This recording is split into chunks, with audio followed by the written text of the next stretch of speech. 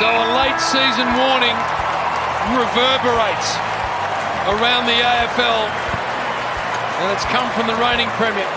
Hello and welcome to Friday Lines on a Thursday for finals football. I'm your host, Luke O'Brien, aka OB. Friday Lines is brought to you by Little Birdie TV and topsport.com.au, punting form and Manscaped for all your essential items for life.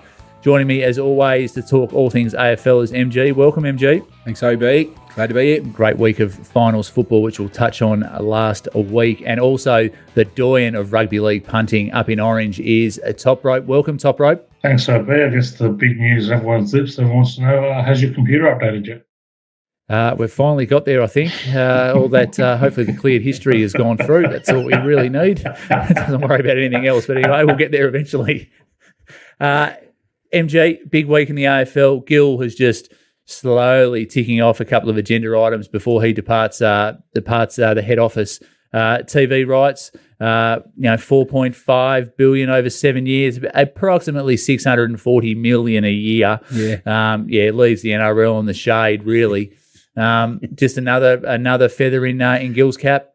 Yes, Toprope's favourite man, Gill. He's done it again, hasn't he? He's just put PVO in the shade, as you said. Yeah, unbelievable. I think he gets a decent bonus as well, doesn't he, Gill? Your man? Or is he sharing the wealth around? He's not sharing. I'll give you the tip right now. He's not sharing the wealth. No? I haven't seen a cent of it. But as Gill just sort of gets 643 million for the AFL, PVL is just letting convicted players play for the Penrith Panthers. But anyway, we'll get to Taylor May and the Penrith Panthers a little bit later. But another big week in footy. King Carey, or Clown Carey as we call him. Hopefully we've seen the back of him now. Hopefully this is it. Yeah, he gets 9 lives, doesn't he? I don't understand with Carey. It's like, he obviously panicked. He should have just put up his hand and said, this is not my worst incident I've ever done in the last 20 years. Barely a bump in the road for what he's done in the past. So I just don't understand why he just didn't put my hand up and say, it's mine, love doing it, move on. Like, he's come back from glassing a girl, let alone dropping a little bag of powder. Should be fine, shouldn't it? I would have thought so.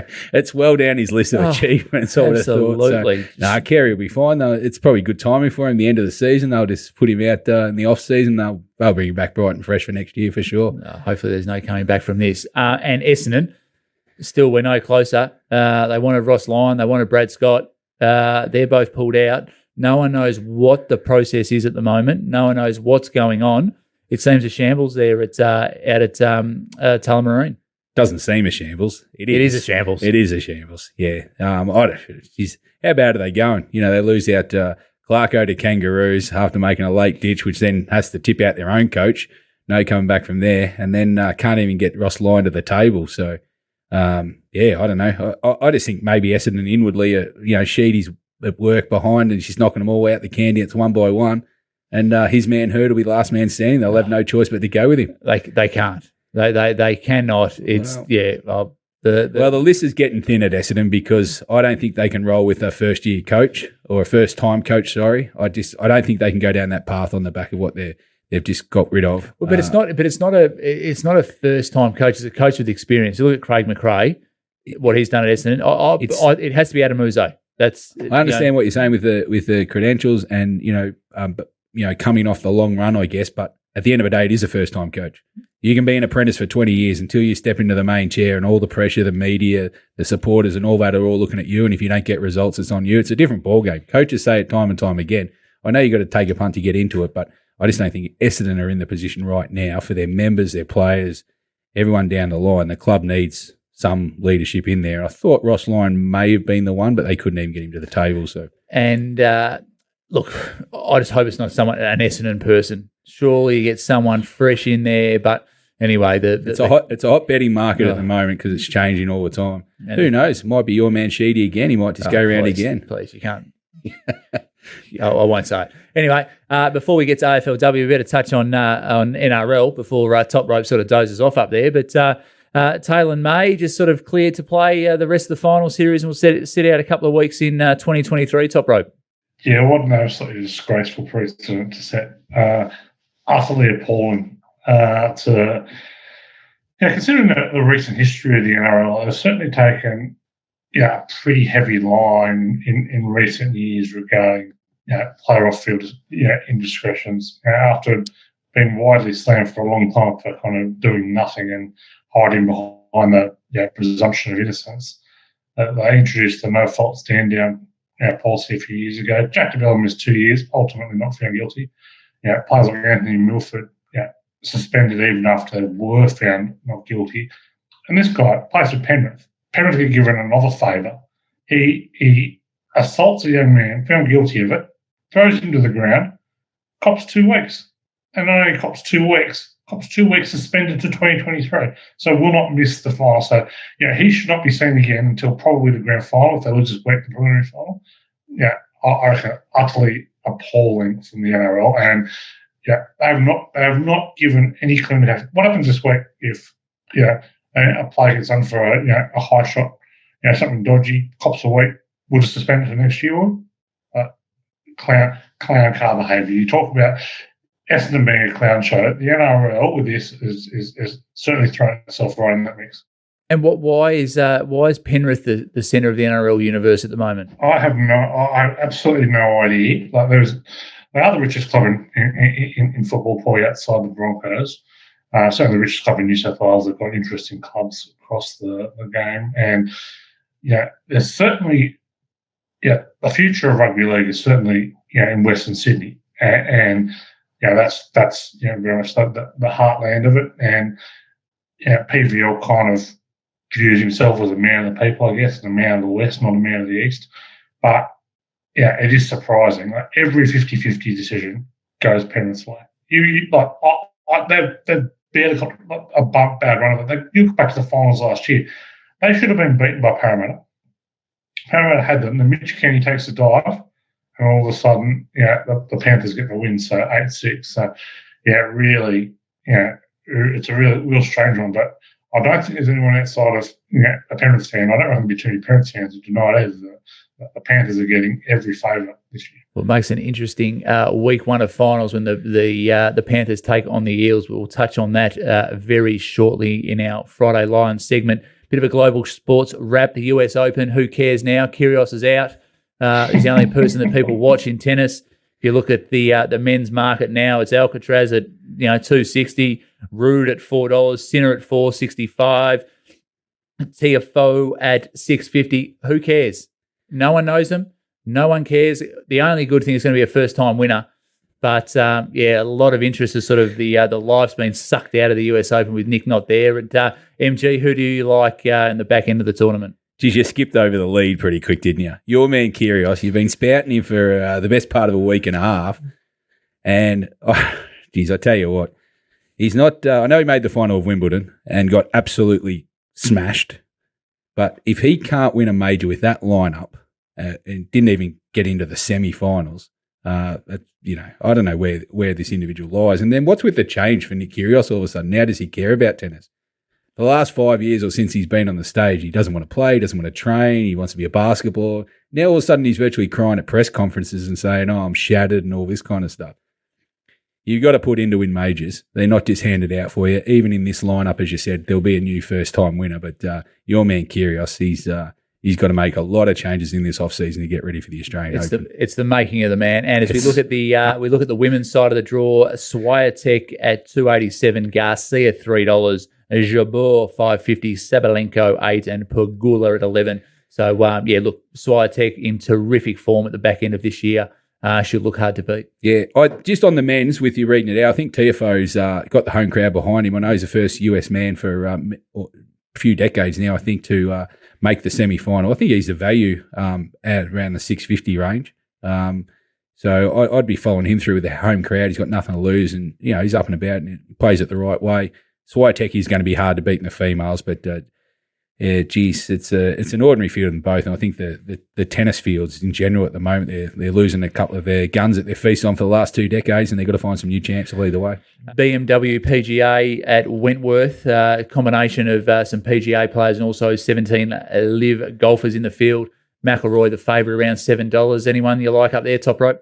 Yeah, it's a great tournament. We're seeing plenty of big names in attendance here. I think among the favourites, I'm I couldn't worry about Rory when the live players are in the field. I do think it is somewhat of a distraction. Of the kind of three favourites on with Matthew Fitzpatrick, I think he is the pick of those. He's got a very good record. Winwood hasn't won there yet, but has gone very, very close a number of times. The English have a great record there. A couple of the mid tiers.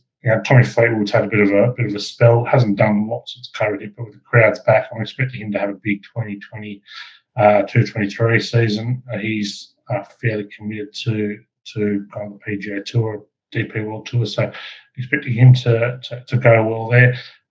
The poll, Adrian Moronk at about 80-1. I think he is severely underrated again. He has been for most of his career. And real out wide, 125-1. I'm having a little nibble at Richie Ramsey, the Scot in good form, goes well here as well. Richie Ramsey, remember that name. Remember that name for the weekend. And a reminder, NFL starts tomorrow as well. The third and long podcast will be produced today. Week 1 action, or the kickoff tomorrow. The Buffalo Bills $1.73. The LA Rams $2.14. The line -2.5 over under 52 points even. The third and long package for $22 a week is available in the littlebirdie.live shop. Looks another cracking NFL season. Yeah, it's going to be good. I'll enjoy watching the podcast, not having to be on it this year. And once these boys up and running, I'll just sit back and watch and enjoy it. But Toprope, you got an early tip for the punters kicking off tomorrow, the Bills and the Rams game? Yeah, it's even in the sheet this week, so genuine interest, not just on for the show. Very keen on the Rams tomorrow, +2.5. Super Bowl champs have a great record in their week 1 following their Super Bowl win. Underdogs, who are Super Bowl champs, 5-1 against the spread this century. Thursday night football games, the home team has a very, very good record in week 1. Two really good teams, really, really good teams. And if this was a Super Bowl later on, would not surprise all that much. I'm with the Rams as the home dog here. And right now it's time for Friday Lines, brought to you by topsport.com.au, family owned and operated for 35 years. Bet with a bookie you can trust. Bet with topsport.com.au. As the first game we look at for NRL action is the Friday night blockbuster between Penrith and Parramatta. Penrith $1.41. The Eels at $3. The line -7.5. Over under 38.5. I think there's a bit of value there in the Eels Toprope. Which way do you see it? Yeah, look, first of all, it's just great that we're leading with the lead for once. So it's a nice, nice positive start. NRL finals kick off. Penrith Para, two hated rivals, Western Sydney. Absolutely stunning the NRL allow this game to be played at Penrith Stadium rather than taking it to a ground that would actually fit the 60,000 who would show up. So very disappointing there. I think Para a tremendous day on this one. There's a few sharps around telling that Penrith will be cherry ripe for this, that they're going to be trying at the aim for this one for 5 weeks. I feel they're a little underdone. Cleary returns to suspension. The rest of their whole team last week, Para beat them twice this year already. Para should have beaten them in the finals last year. They carried on the back of some very dodgy refereeing last year. The Panthers, target that last week into account, but they've covered just 9 and 24 of conceding 20 plus. The Eels covered 4 strays as underdog and won the converted try, 5 or 6 as an underdog full stop. I've got to be with the Eels going. It's going to be a low scorer. There's plenty of rain about in Sydney.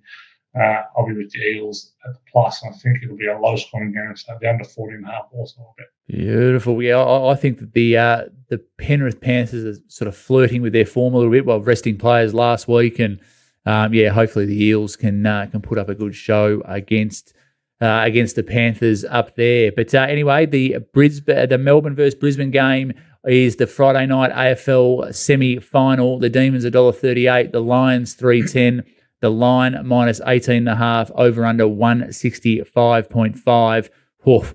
A lot of people are looking forward to this one, MG, after what happened only 3 weeks ago up in Brisbane.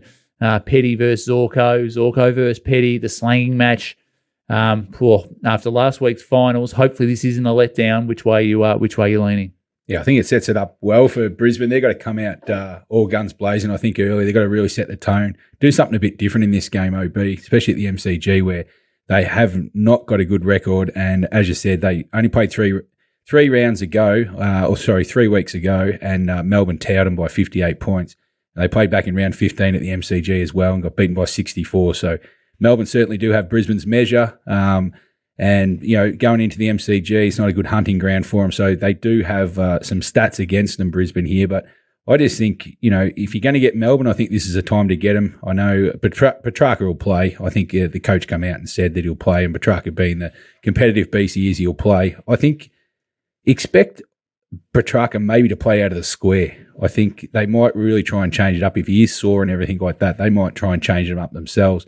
Just play him and Fritz out, 1-2 punch out there and try and get something out of him. But I just think this is Brisbane's best chance, and obviously it's all or nothing for the result going forward as well. And I just think Brisbane are going to have to change their game plan, obviously, to get around Melbourne. I think they're going to have to go with fast ball, and they're going to have to go short and sharp as well. Change the angles. They just can't go long and slow to May and Lever. They'll just get tired, and the same result will happen. So I think they've almost got to kick the ball underground into the forward line, let the small men of Brisbane, Cameron and the like, go to work, and just try and take May and Lever completely out of the game. It's got to be the game plan. That's where the game will be won or lost for both sides. Will be in Brisbane's forward 50. Melbourne have got the best defence in the competition, and if they play the same way, Brisbane, they'll get the same result. So, yeah, they're up against it. The betting hasn't really changed. If anything, it's gone from 17 to 18, so the support's slightly for Melbourne. I think this will be a slightly under game because I think Brisbane are going to have to try and control the ball as much as they can. 165 at night at the MCG.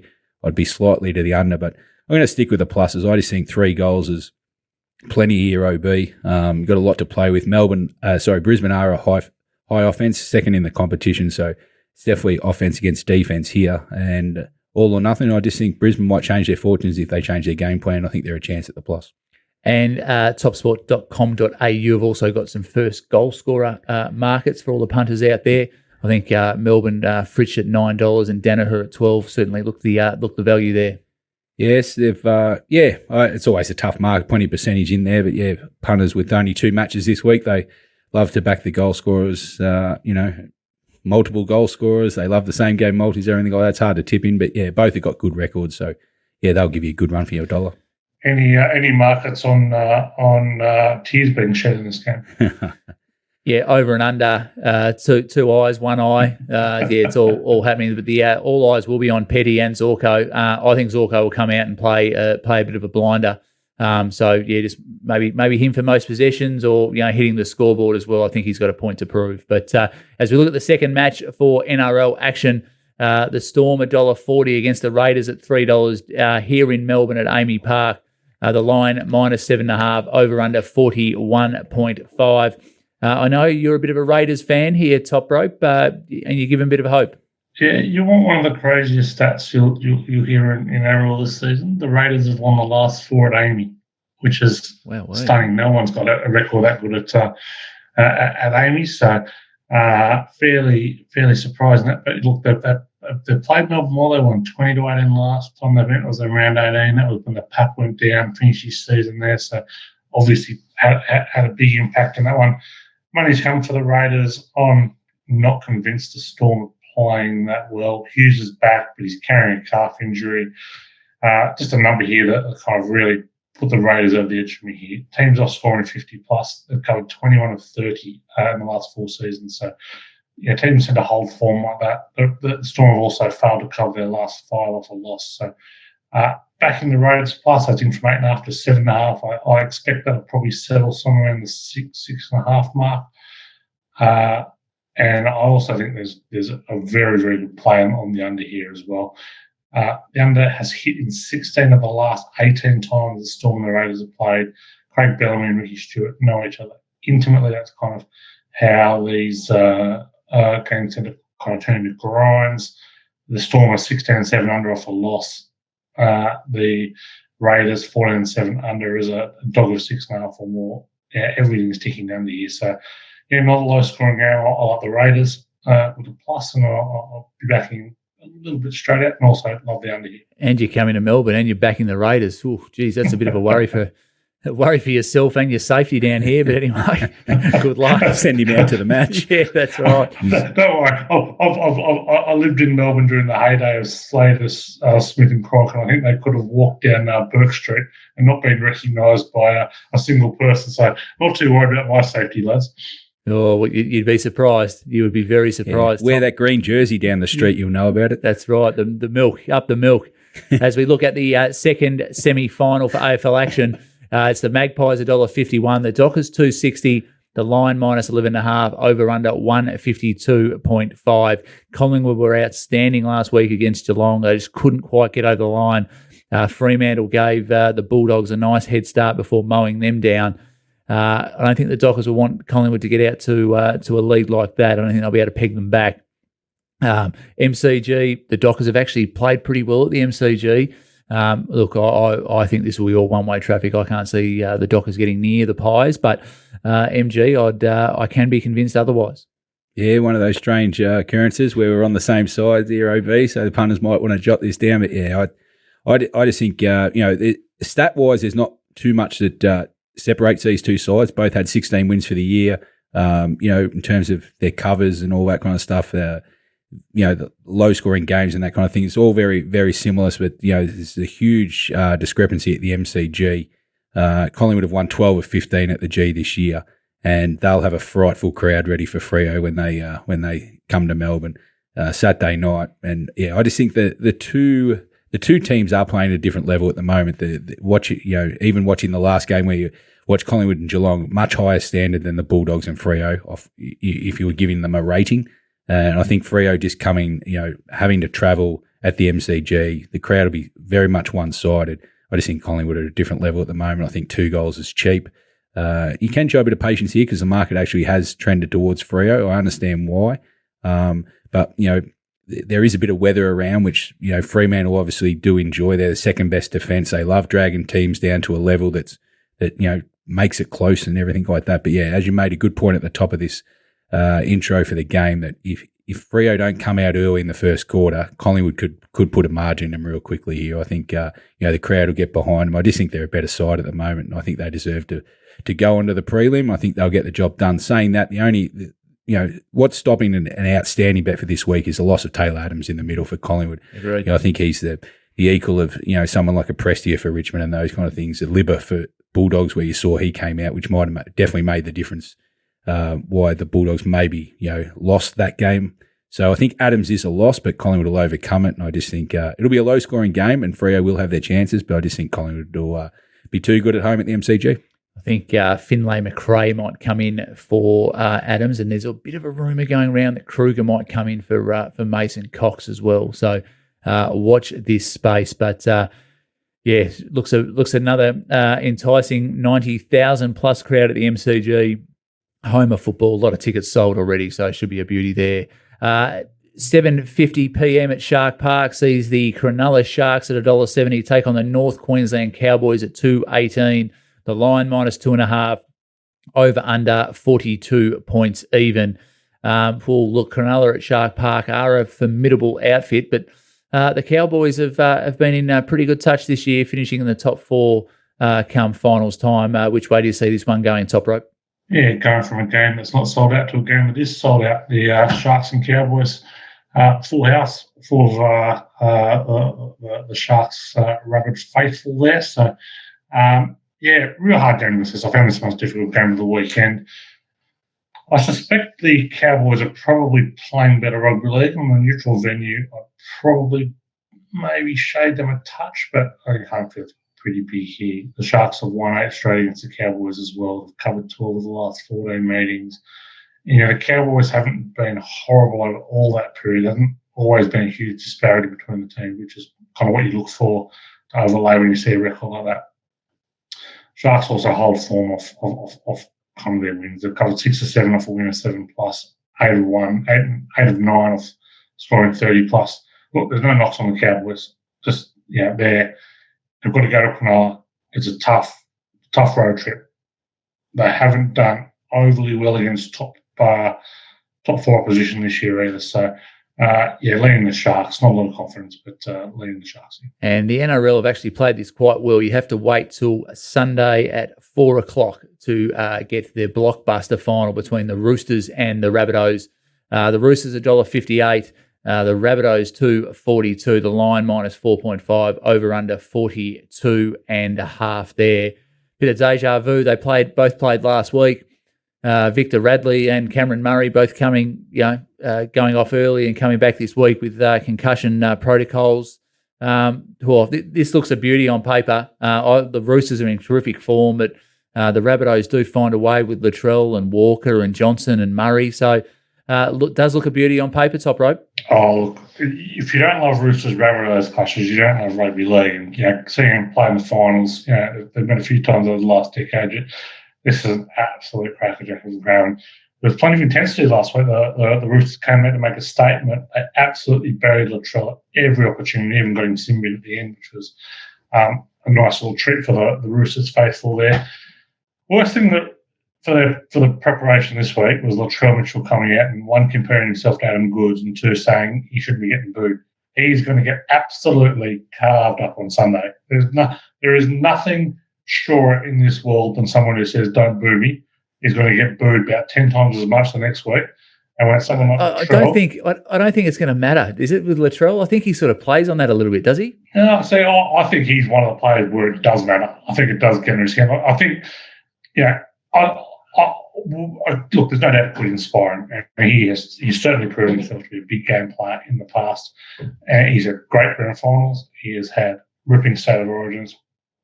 I love him as a player, but he looked lost last week. And I think it was a combination of the boos, which you'd probably expect, but also every Rooster absolutely giving him. He had no room to move last week.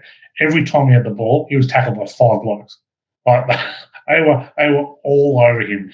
So I think that's a little concern for Latrell. I also think conditions in Sydney probably aren't going to suit him as much, at least relative to James Tedeschi. It's wet and slippery. We should have a good day Sunday, and you'd expect them in football stadium to have some decent drainage. But wet and slippery, I think, will suit kind of the more flat-footed Tedeschi more. Look, leaning towards the Chooks, the line of 4.5, probably about right in this one. But the Chooks have covered 6 or 7 as a favourite, covered 5 show for win. And I love the coaching matchup here. Robinson against first-year coach Demetrio. South may have taken a little easy last week against the Chooks. The Chooks took the opportunity to make a statement, and they're kind of really building that momentum up into a kind of finals push after a pretty slow start to the year. So, lean towards the Chooks. Best bet in the game, though. I'm very keen on the over in this one. 12 of the last 18 afternoon games have gone over the total. 5 of the last 7 between these two have gone over the total.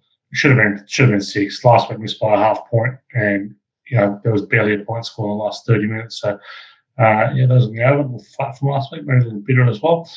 But they're both in big over positions. 13-16 when the Roosters have a double-digit win. 23-11 when the Bunnies are off conceding 22+. I like the over a lot. And a reminder that the GGOA can be located for $22 a week in the littlebirdie.live shop for all your NRL betting action, and the AFL Stings likewise $22 a week also in the littlebirdie.live shop. To MG and Toprope, thank you as always. And all I'll say is a good luck to you both, spending all day Saturday with Nikki. You'll need to put the armour up. I'll give you my old Albion cricket helmet. Put some earplugs in. All I can say is good luck to you both. I'll tell you what, the level of confidence from a guy who ditched going to the races has shot up. I doubt he would have been saying that, MG, if he was not there face to face. I'll be quiet as a church mouse. He's in trouble when she watches this too. Yes. Dear me. Guy's got a death wish. Yeah, but have a great weekend. I think Toprope's down in Melbourne for the football and the races as well. So have a great weekend. That's a wrap for this week's Friday Lines. Thanks to MG and Toprope. Follow us on YouTube. Find us in the Apple Store, on Spotify, on SoundCloud, or wherever you listen to all good podcasts. Follow at Little Birdie TV on Twitter and Instagram. Remember, all your footy betting action can be found at topsport.com.au.